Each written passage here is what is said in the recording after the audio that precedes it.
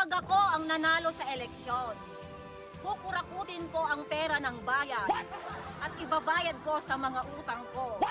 At least, honest ako. Kapag ako ang nanalo sa darating na eleksyon, bibigyan ko ng pwesto sa gobyerno ang kamag-anak ko at mga kaibigan ko. At least, honest ako.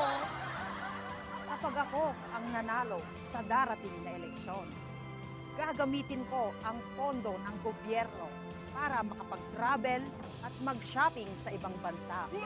Dahil makapal ang mukha ko, pero at least, honest ako. Akong nanalo sa darating na eleksyon, hindi ko tutuparin ang lahat ng pangako kong ibababa lahat ng bilihin at itataas ang sweldo. Kapag ako ang nanalo sa darating na eleksyon, wala nang tambay ang maghihirap at wala nang chismosang mangungutang dahil sila ang priority ko at ibababa ko ang presyo ng palay dahil itataas ko ang presyo ng bigas. At least, honest ako.